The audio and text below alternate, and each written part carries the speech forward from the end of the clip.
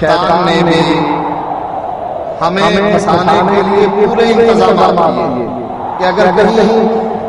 ایک بار سے بچ جائے تو دوسرے سے نہ بچ سکے۔ بعض لوگوں کو تو ایسے پھنسایا کہ ہوا کہا کرو، جب تم اللہ کا ذکر کرو گے ہوا سے تو ایک وقت ایسا آ جائے گا کہ تم خود بخود کہو گے انا انا۔ نبی اکرم صلی اللہ علیہ وآلہ وسلم کے پاس ایک لونڈی لائی جاتی ہے اور اللہ کے نبی اس لونڈی کا امتحان لیتے ہیں۔ این اللہ، اللہ کہاں؟ فاشارت الی السماء، لونڈی آسمان کی طرف اشارہ کر کے کہتی ہے کہ اللہ آسمانوں میں ہے۔ طه ما أنزلنا عليك القرآن لتشقى إلا تذكرة لمن يخشى تنزيلا ممن خلق الأرض والسماوات العلى الرحمن على العرش استوى له ما في السماوات وما في الأرض وما بينهما وما تحت الثرى۔ ہم نے آپ پر یہ قرآن اس لیے نازل نہیں کیا کہ آپ مشقت میں پڑ جائیں، مگر یہ تو نصیحت ہے اس کے لیے جو ڈرتا ہے۔ یہ اس ذات کی طرف سے نازل ہوا جس نے زمین اور بلند آسمانوں کو پیدا کیا ہے۔ وہ رحمان ہے جس نے اپنے عرش پر قرار پکڑا ہے۔ جو کچھ ارض و سماوات اور ان کے درمیان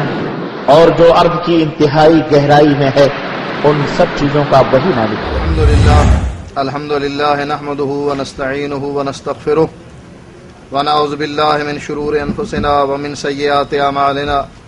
من يهده الله فلا مضل له ومن يضلله فلا هادي له واشهد ان لا اله الا الله وحده لا شريك له واشهد ان محمدا عبده ورسوله اما بعد فان خير الحديث كتاب الله وخير الهدي هدي محمد صلى الله عليه وسلم وشر الامور محدثاتها وكل محدثة بدعة وكل بدعة ضلالة وكل ضلالة في النار۔ أعوذ بالله السميع العليم من الشيطان الرجيم، بسم الله الرحمن الرحيم۔ أأمنتم من في السماء أن يخسف بكم الأرض فإذا هي تمور أم أمنتم من في السماء أن يرسل عليكم حاسبا فستعلمون كيف نذير۔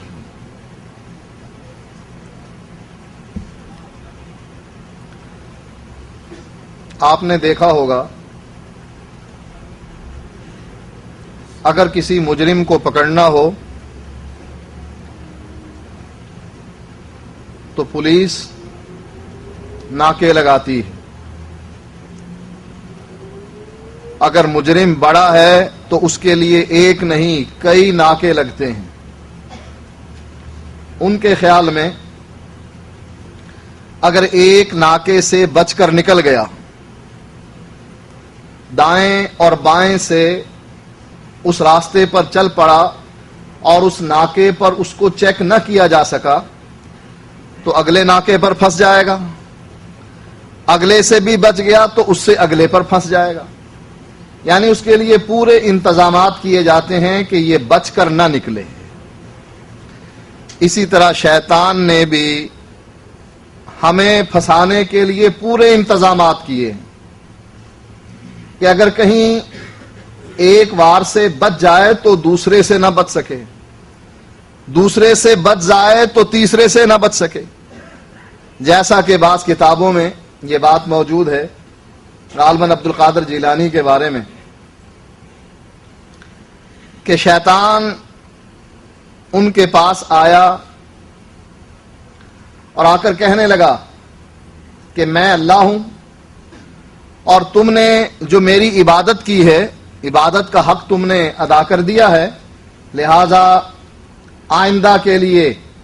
میں تمہیں جو 5 نمازیں پڑھنی پڑتی تھیں وہ معاف کرتا ہوں۔ اب عبد القادر جیلانی نے سوچا کہ اللہ کے نبی بھی عبادت کرتے رہے اور اتنی عبادت کرتے رہے کہ پاؤں پر ورم تک آ جاتی تھی، اللہ نے ان کی عبادت منظور کرتے ہوئے ان کو نماز پڑھنے کے بارے میں یہ حکم نہیں دیا کہ میں معاف کرتا ہوں تم نماز پڑھو یا نہ پڑھو، تو میں کون ہوتا ہوں؟ خیال آیا کہ یہ شیطان ہے جو مجھے ورغلانا چاہتا ہے، تو شیطان کی اس بات کو سن کر جو وسوسہ دل میں آیا تھا، کہنے لگے اعوذ باللہ من الشیطان الرجیم،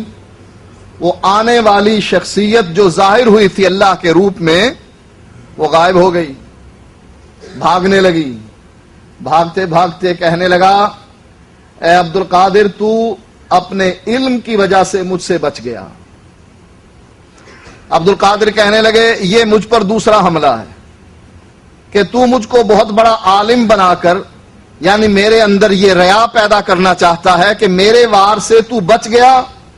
اس لیے بچ گیا کہ اللہ کا فضل نہیں تھا بلکہ تیرے علم کی